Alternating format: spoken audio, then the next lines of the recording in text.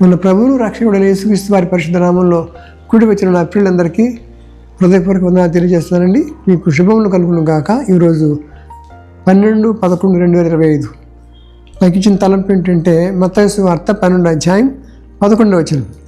యేసుక్రీస్తు వారు మాట్లాడుతూ ఎందుకు ఆయన ఏమంటారంటే, ఏ మనుషునికైనాను ఒక గొర్రె ఉండి అది విశ్రాంతి దినమున గుంటలో పడిన ఎడల దాన్ని పట్టుకొని పైకి తీయడా అంటాడు.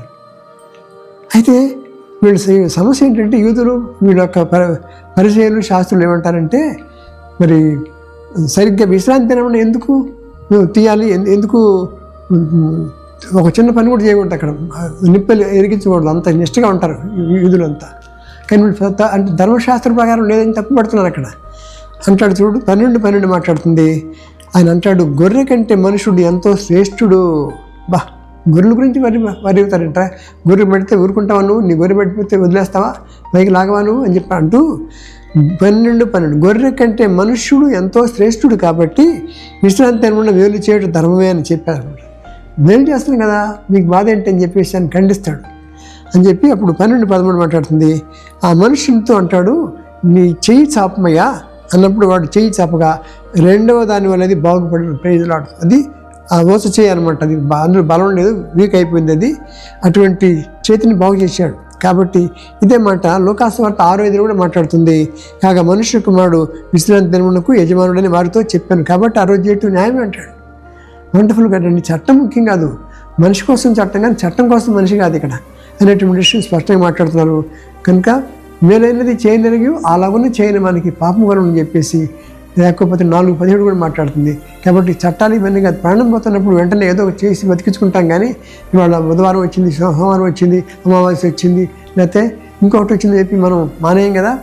కానీ ప్రాణం కాపాడటం ముఖ్యం అని చెప్పేసి దేవుడు అద్భుతంగా ఈ లేఖనం అని చెప్తున్నాడు. కాబట్టి దేవుడు ఈ మాటల వాక్యం మన మేలు నిమిత్తం దీవించుగాక.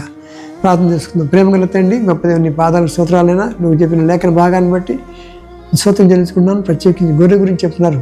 అయ్యా, గుంటలో పడితే నువ్వు ఊరుకుంటావా, నువ్వు వెంటనే లాగుతావు కదా. కానీ అది ధర్మశాస్త్ర ప్రకారం విశ్రాంతి దినంలో ఏ పని చేయకూడదని అతను లాక్కుండా గొర్రెను విడిచిపెట్టరు కదా.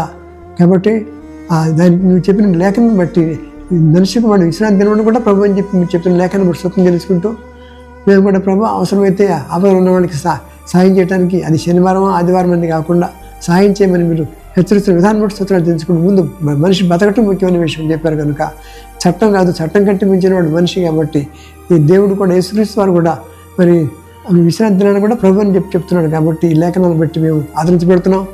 కనుక మా జీవితాల్లో ప్రభు నిన్ను ఎరిగి నిన్ను స్తుతిస్తూ కొనియాడుతూ రక్షణ పొంది, అయ్యా 100 గొర్రెల కథలో కూడా ఒకటి తప్పిపోతే దానికోసం వెతకడాలని చెప్పి మీరు చెప్పారు.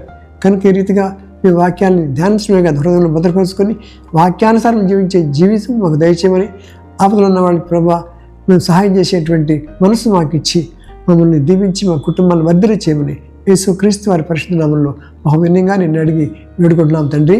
Amen, amen. Thank you very much. God bless you.